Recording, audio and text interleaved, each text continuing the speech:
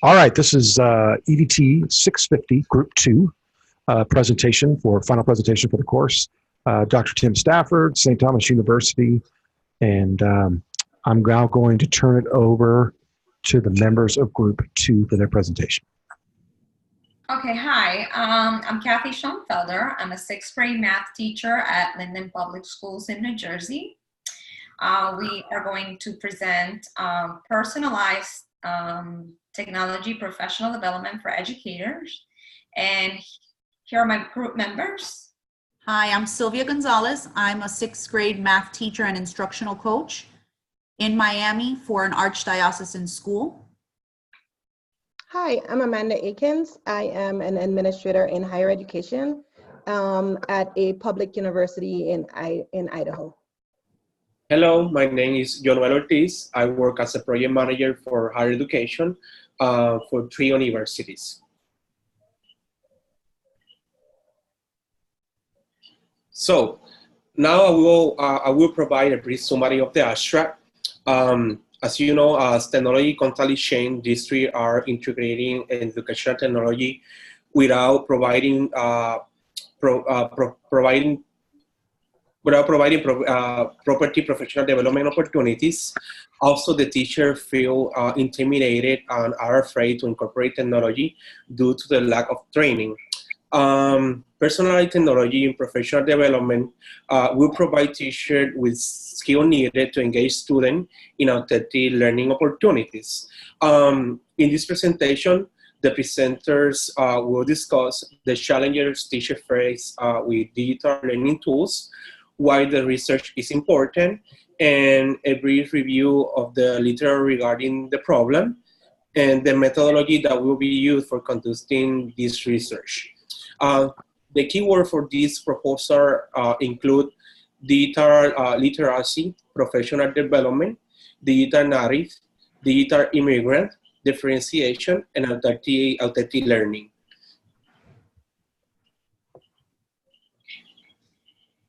Okay, so technology initiative programs are integrated in K-12 education to prepare our students for the 21st century learning, and teachers are not receiving the proper technology training.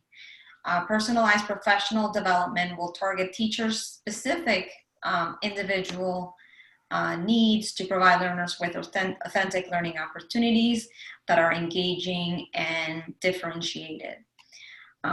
In a study, Vega stated that technology can assist teachers beyond the curriculum, and that proper training will provide assessment opportunities and data results that will drive instruction.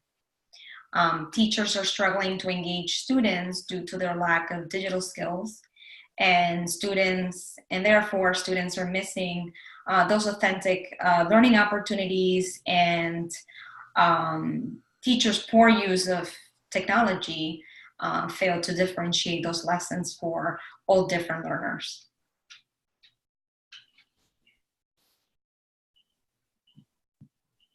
So the purpose of this research is to examine how personalized technology professional development can facilitate teachers with their individual needs, digital needs. Digital literacy skills can assist teachers in achieving that interactivity that students today crave. It will also facilitate those differentiated, authentic learning opportunities.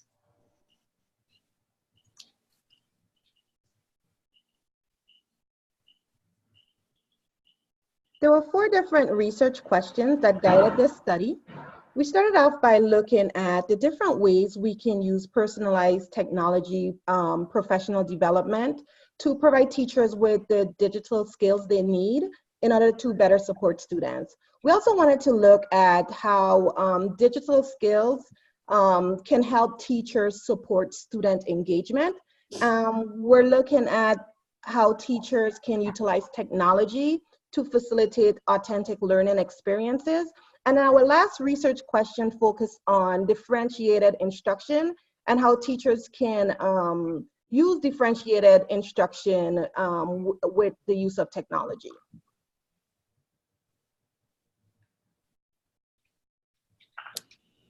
So as we delve into the literature review, there were several themes that emerged. We decided to look a little more closely at 6 different themes. We focused on the historical review of personalized learning. We wanted to look at teachers' perceptions of personalized professional development plans. We looked at how we can utilize technology in developing those plans. And we also wanted to look at disruptive technologies and whether or not it had a place in how we develop professional development plans. And we also looked at the challenges and also the benefits of utilizing technology in developing those plans.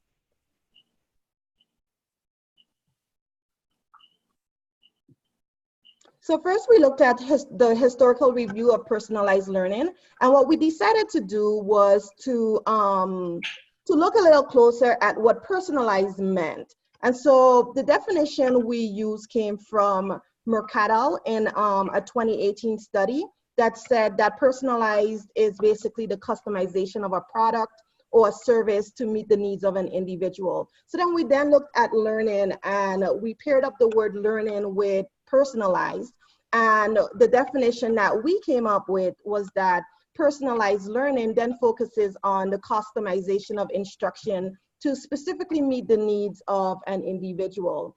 What's interesting about personalized learning is that it's been around for many years. It was first introduced in the mid-1900s, and there's several requirements that need to be met as you develop personalized learning. And so those requirements focuses on differentiated instruction for the learner, the ability to assist learners in realizing their potential, the ability to, for learners themselves, to develop a responsibility in how they develop their own curriculum for their learning, being able to support learners through cognitive, emotional, and social development, the integration of life experiences into the learning trajectory of the students, the learners, being able to support fundamental skills, and also being able to provide tutoring services for students. What we found as we looked deeper into the literature as it pertained to the historical review of it, we found several theories. One of them in particular was the theory of andragogy, which specifically focuses on how learners learn, how adult learners learn. And so that's one of the theories we chose to use as well within our study.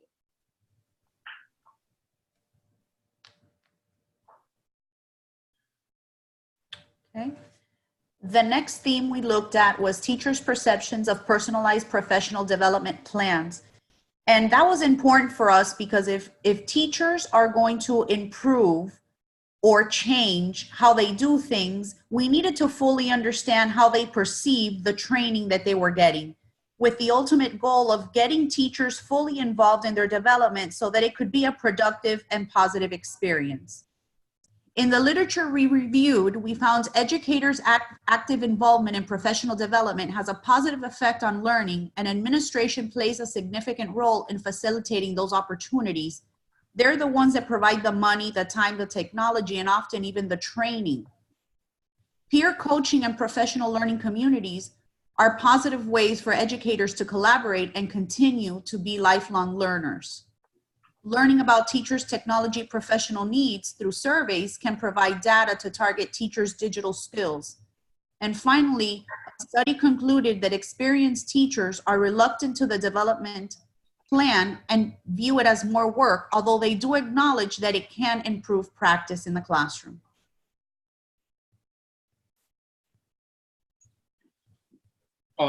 Utilizing technology in the professional development programs, as we will know, has more time to take the professional development due to their workload and professional commitment. We will most recognize that teachers are constantly working with report cards, assignment, and other many assignments. So in the literature review, it was found that most teachers with access to technology and computer competency skill fail to incorporate technology in their teaching. So in addition, in another research on engagement and professional online development, it was found that teachers can possibly perceive the technology integration. Therefore, providing online professional development to teacher may be an option. Right now we have a lot of learning management system that we can work with teacher districts to provide this type of training to the teacher. And I really think that it will be very effective for the teachers and the districts. So finally, in an investigation on how to achieve technological integration to collaborative professional development with mentoring teacher and pre-service teacher, it was found that working with colleagues improved the capacity of technological integration. This investigation, this research was really nice because it provides us how experienced teacher and how pre-service teacher can bring new stuff to the teacher about technology integration. So finish with here. This one now.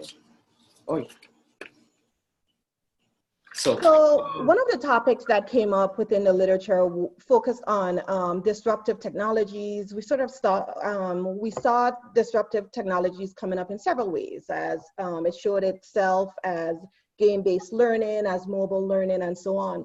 And disruptive technology is really any system that interrupts how we traditionally disseminate pedagogy. And so, the implementation of games, we're seeing things like Minecraft, which is new ways of teaching and learning in the K-12 classroom. So these are tools that we can use as we help develop teachers for to better utilize technology in the classroom. So using the tools in the professional development plan so that they can in turn use them in the classroom. So there are several theories that support how we would disseminate professional development plans for teachers using disruptive technologies. We talked about andragogy slightly earlier, which is basically how adult learners learn. Utagogy is slightly different in that it focuses completely on how adult learners learn in the online classroom. What we also found within the literature is that professional development plans was cited as a type of learning that should happen in with the use of technology. So that was really reassuring for our team to run into literature that closely supported what our topic focused on.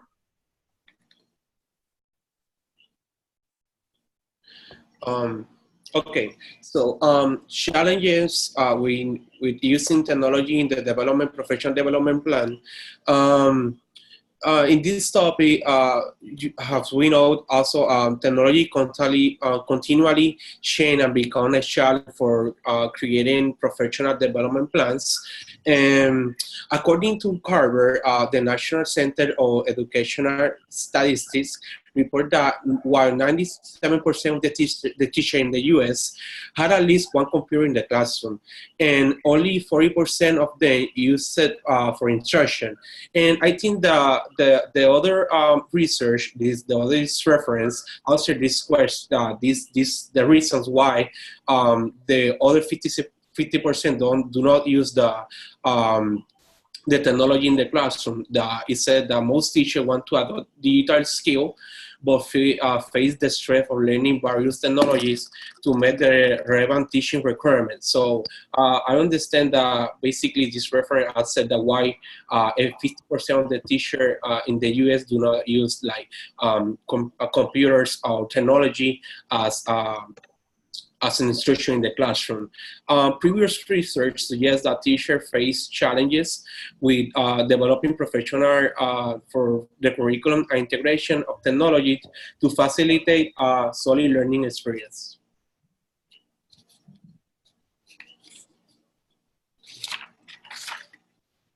All right, so the benefits of acquiring digital skills In a study conducted also by Carver, results indicated that the major reason for teachers integrating technology was because it resulted in student engagement. And that's definitely something that we see in the classrooms. The 5 human characteristics of connecting and engaging in conversations, sharing, assisting each other, and a sense of belonging to a group are mirrored online and facilitate those authentic learning experiences. Digital learning tools support teachers incorporating the learning needs of all students. Okay. The methodology. The research type that we chose was a qualitative research because the learning process is difficult or impossible to quantify according to Richards. There's varied research on the topic of digital literacy, personalized instruction, and the need for professional development, but there is limited research on the relationship between the three and how they can improve technology integration in the classroom. The qualitative research approach was used to target the benefits of building personalized educators' digital literacy. A grounded theory study would allow for the development of new knowledge in the area of improving technology education. The research design involves data being collected to explain the need for teachers adopting digital skills. Data will be gathered on the importance of digital literacy, professional development, and personalized learning opportunities. The data will target themes such as student engagement, authentic learning opportunities, motivation, and differentiation of instruction. Data will be gathered through a semi-structured interview style so that teachers and students can elaborate and express their personal beliefs. The interview will kind of serve as a prelude to the rest of the conversations that will be documented in the data collection. The teachers and students that form the study group from this research will be selected using stratified sampling. This will allow for an easy collection of a study group. They will all be from the same school, middle school or high school, and it will be an array of professionals ranging in proficiency levels with technology in different subject areas, and the students as well, students in different proficiency levels. Formal interviews as well as participant observations will be employed to assess the digital skills of the teachers, the use of integrated technology, and their involvement in professional development.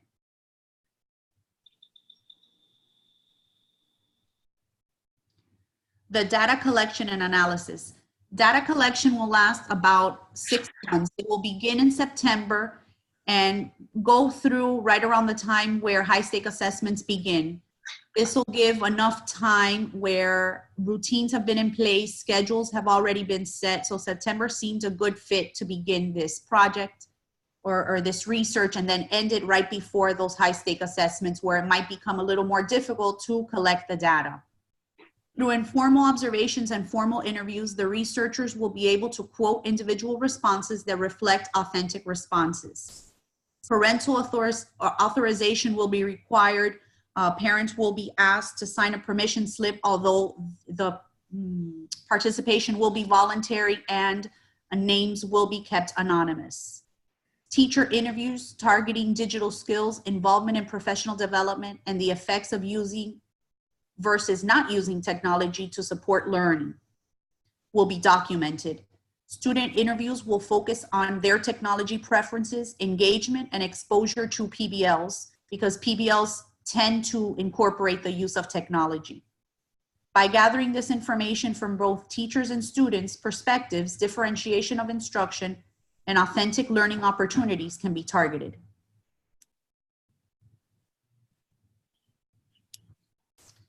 And our data measurement. Interview notes will be compared and analyzed to find patterns and correlations with the implementation of technology in teaching and learning. The goal in requesting such data is to gather the information needed to better prepare educators and students with the appropriate digital skills needed for success in today's learning environment. Survey data on educators and students' perspectives will facilitate differentiated, authentic learning opportunities. In the definition of term, we have the 21st century skill. The skill included to succeed and, skills included to succeed as citizen and worker in the century included collaboration, digital literacy, creativity, critical thinking, problem solving, digital literacy, and citizenship. Digital immigrants, as individuals who were born before the widespread adoption of the digital technology.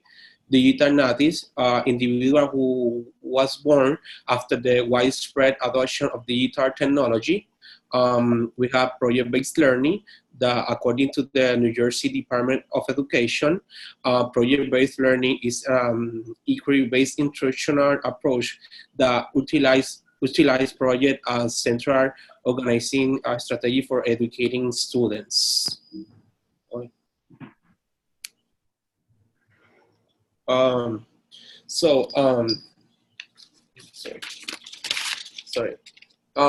In summary, this research proposal examined the need of the digital literacy skill to offer students with active, differentiated, authentic learning opportunities by developing an understanding of the need of the digital literacy skill. We will help prepare teachers to provide students with 21st century skill. Also, by providing professional development opportunity, they are tolerate to individual professional need. Faculty by effective technology integration can be attained. In addition, data result on individual digital skill professional need will provide educators with personalized participation in the process of the training outcome. Exposing teachers to the practical application and the disruptive technology will promote the use of such platforms in the classroom. And lastly, by providing online professional development, the teacher can access during convenient time and follow with their peers. Collaboration, motivation, and engagement will increase. So now we are available for questions. This is all for us. Okay, great. Yeah. Let me stop. Oh, yeah, go ahead and stop the share so we can get the faces back. Good. All right. Awesome.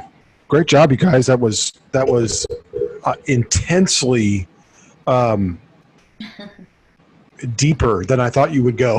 So that's awesome. I mean, great. I mean, for crying out loud, you talked about a grounded theory. I mean, I'm like, holy cow. Okay, so you guys really went for it, and I appreciate that totally. So that's great. I have a couple of questions for you. So I just want to do a 10,000-foot flyover. Okay, so basically, what you're saying is you're going to interview semi-structured interviews, observations of both. Where I'm having trouble understanding the connection is the students. I get the professionals. I get that. I mean, you're going to look at it. You're going to determine how good or bad they're, where they are on the spectrum of literacy, right? And then you're going to try to use authentic learning and opportunities to try to get them to customize. You're going to try to customize learning opportunities for them, which I think is really a brilliant idea. Because now, if I'm understanding what you're saying, because I think I do, I think I get it, is that if I customize it, if I make it so if it's me, let's say it's Sylvia, and she is putting together custom opportunities for me, I'm more inclined to do those because there's an interest for me, rather than just say, well, we've adopted this thing called Nearpod, and all of us are going to learn what it is. And I may think to myself, but I teach underwater BB stacking. I have no idea how Nearpod's going to help me. Whereas if there was something out there that could help me with, integrate technology in a real way into what I do, then I would be more inclined to not only do that, but then incorporate it. Am I on the right track? You're on the right Somebody track. saved me here. Oh, I'm sorry. Okay. You were asking Go Sylvia. ahead. Sorry. Oh, No, I wasn't. No, good. No. Oh. No. Go Okay. ahead. Well, Anybody can answer. I'm good. Oh, okay. You were wondering if we were why we were going to interview the students, I believe, and Right, yeah. in doing so, you also get an idea of how much teachers are really exposing the students to what it is that they're using in several classrooms, or what can be collaborate. What could be a collaborative tool that can be used across all content areas. So asking Right. students usually, okay, what would you like to use? What kind of technology do you like? You know, is there an application that one teacher used that an educational game that can be used in another classroom? So it is important also to ask students and involve them in gathering data. Also, I'm Got sorry, it. also Okay. because you're asking these students that maybe in different classrooms, maybe their teachers are proficient with technology, and maybe just being able to document the fact that these kids that are being engaged in all these with all these technology opportunities, you see their engagement level higher, you see the differentiation happening, and sometimes even just for an educator to see that and provide these examples, you know, at the end when you have all of your data and you can, you know, say, look, you know, this is going on in that classroom or here or there, and look at the results. That's eye-opening for someone who may be hesitant to learn something new if they see the rewards of it within the students. And also, Okay, that's good. Yeah. and also, yes, definitely if I am a teacher that if I teach, I don't know. I guess it's a little bit different for me because I teach math, but I am interested per se in certain applications or certain websites that can provide perhaps content and questions or educational games that match the standards, the math standards directly, not just simply randomly play a math game, but actually something that matches the learning standards. So I'm going to be picky as to what I use. Yeah. Okay. I see what you're saying. Right. So there's several different factors here. There's whatever the standards are, there's whatever the teachers are using, and then there's whatever the students are familiar with, that it impacts them in some way. So I guess what you're trying to really do is you're trying to get a better picture. And I mean, tell me if I'm wrong, because I'm just trying to, you know, get it. So you're trying to get a better picture of what digital literacy really is, because you're trying to understand it from all different angles. You know, you're trying to get it where, you know, because we can talk about digital literacy, right? And one of the things that that we find in digital literacy studies that's interesting, and has been interesting for the last 5-6 years, is that there is actual digital literacy, and then there is what's called perceived digital literacy. And when you have perceived digital literacy, what happens is that it appears that a 3-year-old can use an iPhone, but they really can't. I mean, they can do the thing that they do on the iPhone. So like, for instance, the other day I saw a 3-year-old sitting with his mom's iPhone, and he was coloring. You know, it was like a blank screen, and he could pick a color, and he could draw a line, and he could pick another color, and he could draw a line. So he was coloring. I mean, that's what he was doing. So I wouldn't say that he was digitally literate. I would just say that he had the ability to color without the mess of crayons. You see what I mean? There's a perceived digital literacy that I think sometimes we have. But that mom would say things like, I mean, he's just a genius with this iPhone. Well, wait, that's not, I mean, I get it, what you're saying, but I mean, so what I'm trying to show you is I'm really not trying to parse terms here. I'm just trying to say, when we study digital literacy, we actually have to get to the point of, okay, what actually is literacy?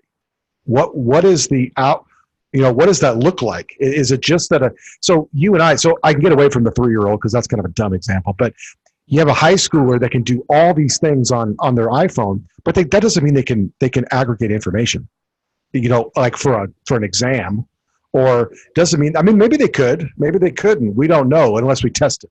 You know, so could they actually do research using digital devices? Maybe they could, maybe they couldn't.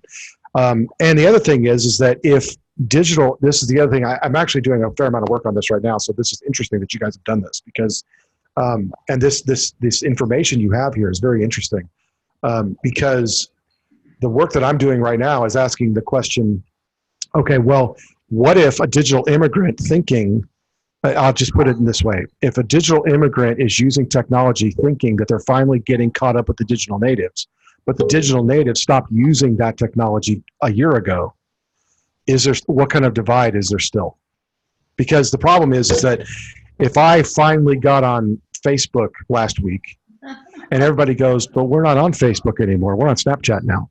Yeah. We're 2 iterations away from you. I'm still digitally illiterate as far as they're concerned, even though I now have a whole new set of tools. So the problem is what we're dealing with in digital literacy is getting ahead of that curve.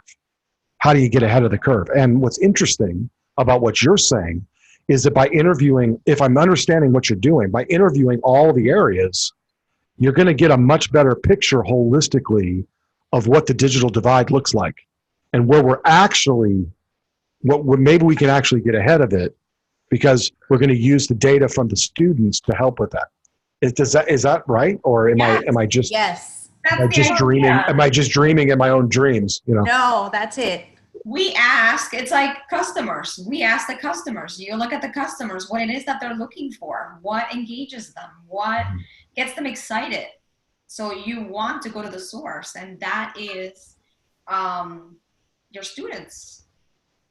You know, and I just want to echo what Kathy said, because I actually agree with the idea of going back to the client. And I'm not versed in K-12 education, but what I know is that in higher education, we already do that, right? Well, we go back to our students and we assess students regularly after courses to ensure that the materials that we're presenting them, yes, aligns with standards, but also is of interest to students. So being able to mirror that in the K-12 classroom, I think we'd be well ahead of our time.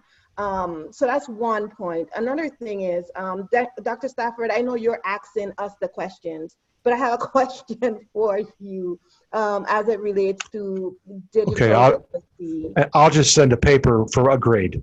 You know, I just want a grade on my answer. That, you know, not really. I don't really. Ask away. I'm good.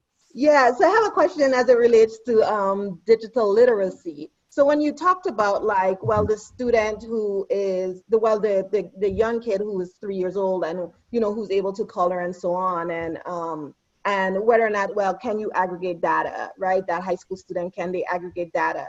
Those are really big extremes. So is it possible that digital literacy can have different levels to it, or is it all encompassing that if you can't do X, you know, then you're not digitally literate at all? Or can I be at level A or level B or level 1 or 2 or 3 or whatever the case might be? Right.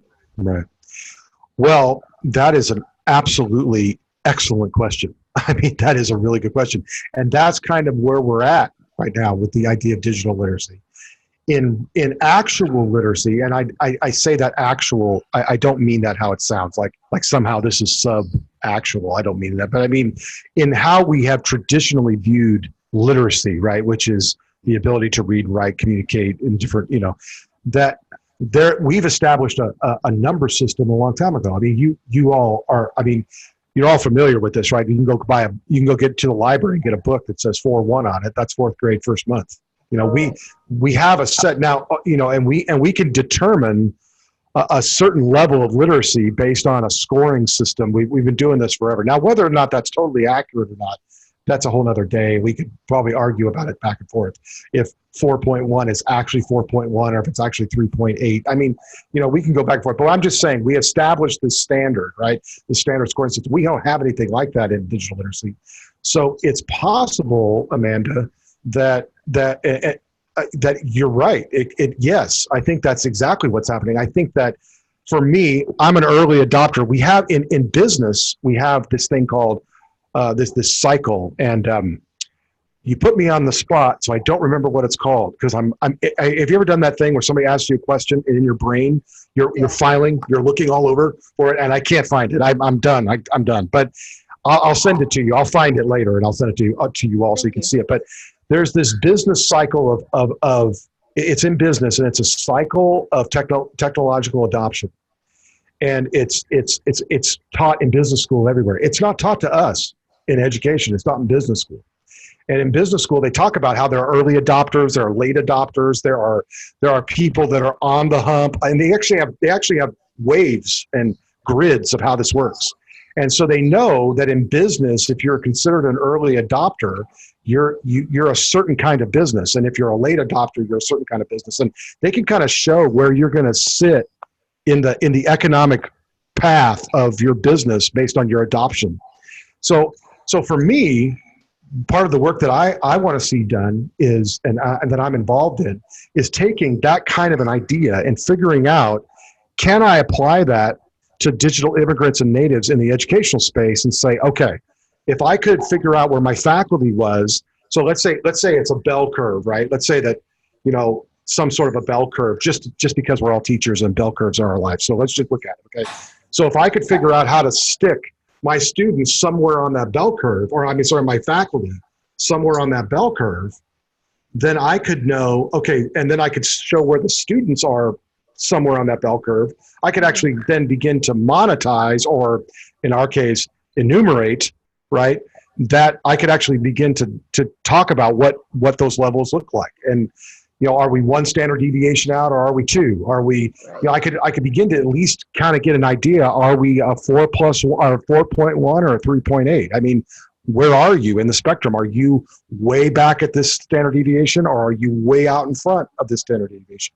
I mean, I remember, I'm 48, so I was on the front end of digital literacy, educational technology. I could tell you stories of terrible, we had ICTV and horrible stuff, terrible. But anyway, but the thing about it is that they used to make fun of me because I used PowerPoint in class. They used to, I remember my colleagues, when I was teaching high school, I remember my colleagues saying to me, why would you do all that work? Why would you have all those things? That's crazy. Why don't you just, and I used to say, well, it's because, and for me, I had to make those slide decks once, and then I taught the same thing every year. And I could just go through the slide decks, and I could interact with the kids. And if I ended up going off on a tangent, I could get back because there the slide was. I taught them how to take notes. I taught them how to write their papers from the notes that they took. So I figured, well, I'm just doing this thing. I just like the technology. But of course, I had this dragon of a TV with all these wires coming everywhere, so I could hook this one wire into it and get this picture, and everybody thought that I was crazy. Well, nowadays, everybody, if you're using PowerPoints, if you just discovered that you could do PowerPoints in a classroom, you're 10 years behind. Right. So Amanda asked a really good question that I think we're just, honestly, if I was really being transparent with all of you, I'm hoping to be a part of helping to answer that question. My own work is in that area because I think it's time that we start, and what you guys have kind of keyed in on, which I think is really interesting, is this thing that I've keyed in on as well, is that we don't really know what the picture looks like. It's kind of like real literacy, right? If I have a primarily Spanish-speaking student in class, that does not mean that they're illiterate. That just means they're not literate in English, maybe. Mm-hmm. But it doesn't mean that they're illiterate. If I can get them a book in Spanish and they can read, Yanwell is a good example, right? He speaks primarily Spanish, even in his own industry. Doesn't mean that he's not literate. It just means that we have a bridge to get over, right? That's the same thing I think we have in digital literacy. I think the problem is literacy from its basic scenario, right, is how I can aggregate, analyze, and communicate information. If you take it to its basic 3 units, right, it's how do I aggregate, how do I analyze, how do I communicate information? That's it. That's literacy. But in that you have all the overlaps. Well, what if, wait a minute, but what is communication? And if I can communicate in another language, does that mean I'm illiterate? No, it just means that I'm culturally, I can't communicate, but that could be a lot of things. So I think that's the same thing we have with digital technology. I went to Africa in 2006 and everybody had a phone that could do texting. In 2006, I was out in the bush in Africa and they were texting each other on cards. You know, they had phones that they put minutes in cards and they were texting each other. I couldn't believe it. These people that didn't have power could text each other. So I would have considered them much more digitally literate than at the time my own faculty were back here in the US, because they weren't texting each other at all, but their kids were. So my point is, it isn't even, it crosses the gap of even culture, because digital things, you know, the convenience of digital things is out there. So I don't know if I answered your question or not, but I think you're right. I think that there are levels, but I don't know how to until we determine how to determine that, which I think your study could be a good model for one way to determine it, especially in a single site. You know, in a single site, if I'm a principal, I think I could pretty easily take what you guys have done, maybe not a grounded theory, maybe I'd just do something more simpler than that. But I mean, I could use this framework to try to understand what kind of digital divide I actually have. Right. Because I think that's what's happening is that I'm communicating through, it's the best example I can use is that I'm communicating very effectively through Facebook, but everybody's speaking Snapchat. Yeah. And I don't know how to get ahead of that. And so then I go, great, I'm getting on Snapchat. So I get on Snapchat and I effectively communicate on Snapchat, and they all move to WhatsApp. Yeah. And so that's the thing. It's got to be beyond the platforms. We got to get beyond the platforms, and we got to figure out, like literacy, because look, I can teach a kid how to read, right? A kid can, right now, let me just put it this way. I'm sorry, this is not my presentation. I don't even know why I'm saying, okay. So you asked me. So here's the thing. It's beyond platforms. I can't just take, if it has to do with platforms, then we're never going to catch up. But I can take a Kindle. A kid can read Shakespeare on a Kindle or in a real book. So the digital, the literacy piece is done. It doesn't matter if it's digital or not. That's what we have to get to. I've got to get to a place where whatever communication I'm doing or whatever I'm using as a platform, that it just can be just digitally inherited. It doesn't have to be something that's super complex to inherit. And I think right now our platforms are getting that way because of the cloud, but it's getting harder and harder. And then when you guys talk about Hootology, which, you know, it's interesting because, Hootagogy. When we talk about Hootagogy, you know, which is basically, you explained it as online, you know, kind of learning for the online space. It really has this kind of determined learning piece. Mm-hmm. It's more, it really goes in line with you learning, ubiquitous learning. You know, it really has this idea of, it's a determinization of learning. You explained it well, but when you look at Hootagogy, especially, and you look at ubiquitous learning, now what you're talking about is, now it's just a matter of, can I put a framework together and teach them how to be digitally literate and give them authentic opportunities to do that? And I think that's where we're going. But just like you guys have pointed out in this presentation, we have to be able to know what we're looking at. Right now, we don't know what we don't know. And that's the problem. I think we're slapping technology on things, trying to hope that it works, but it's not going to until we know. Yeah.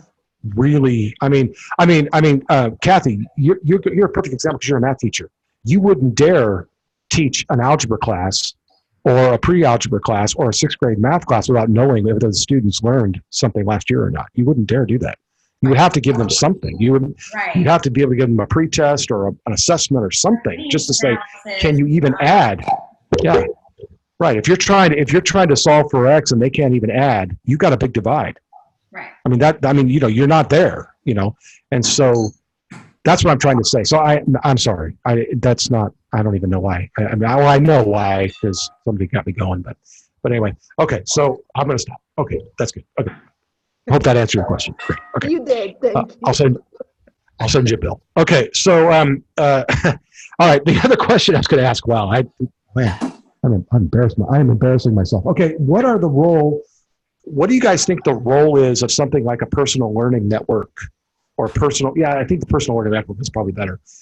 Personal learning networks. When you were doing some research, did you come across personal learning networks? Did you see that could be useful as you're customizing professional development? Did personal learning networks at all come up, or Was it something that you just didn't come up, or was it something you decided not to include? So I didn't see anything about personalized learning networks. However, I have experienced it because my husband is my husband is in K to 12, and he does like consulting, and he teaches like professional development classes and stuff in the K to 12, where he focuses on like diversity, right? And so he have I can't remember the name of the software that he uses, but he's developed like this entire network around his courses where his students can, and even after they've left the course, they can be Voxer is what it's called. And so they can get on Voxer and they can ask questions and they can talk to each other. And basically you can go in at any time that's good for you, and you can answer questions and interact, but not in real time. And so now you're seeing like people all across the US where they're connecting with each other, and you're seeing networks getting a lot bigger. You're seeing spaces getting smaller because, you know, so many people are integrated into these spaces. It's a really neat thing to see. I haven't seen it otherwise. So I don't know if anyone else is familiar with that, but it's a pretty interesting software that can be used in professional spaces where teachers are coming together and they're talking about like experiences, and they're able to ask their peers for advice on different situations and stuff in a safe space, in a professional safe space. But I didn't see it in the literature though. Okay, yeah. It's kind of one of those things where if you turn left here, that's kind of over here, or if you turned right over here, it was probably right there. It's very popular in the library sciences. Library science has really perfected the personal learning network, and there is actually software out there that can. What happens is the internet used to be a push out. So like, they would entice me to go to their websites, right? That's kind of we call it the push out marketing. So, websites would go out there and they would say, look, it's a sale. And we would click on that. We're still doing this, but it would click on that, right? And so hopefully there was an ad. I'm on a website. There's an ad that pushes out something that says there's a sale on shoes. I push that and it takes me. So it's a push out. Then in about 2010, it changed and it became a pull in. And so now, they don't just push it out to a website and they're hoping I see it. Now they're sending it to me in their email. And so what the idea is that it's my aggregate. So I have an email and it's all coming to me. Well, there's software out there for personal learning networks. Like one that I use a lot is called Vienna. And what Vienna does is it allows you to go and get URLs from places. So let's say that all of you had blogs. Let's say you were all bloggers, okay? And so when you're blogging online, there's this thing called it's an RSS feed. It's a syndicate. It allows me, and so Vienna allows me to go to each one of your websites and say, I want everything that they publish to come to me. And it all aggregates into one place. So then what happens for me from a personal learning network standpoint is it allows me to then engage with all the things that I want to engage in one space, but it's all pulling into me. I'm not going out to it. I went out to it one time. I went to Amanda, I went to Yanuel, I went to Sylvia, I went to Kathy. I went one time and I said, I'm interested in this. And then it pulls into me from there on out. So the idea of personal learning networks could be part of the solution. You don't have, it's not, we're way off your presentation. Your presentation was great. This is just interesting conversation. So it's just for you to understand, where some of this is going, because I think that's the future of education, teaching people how to do that kind of stuff, because those are simple skills. Those are simple cut and paste URL skills that over time, that's going to be more normalized. We still have people out there that don't know what a URL is, but for the most part, it's not going to be around for very much longer. So, okay. So let me stop the recording, since now I've recorded even my own diatribe at this point. I don't know if that was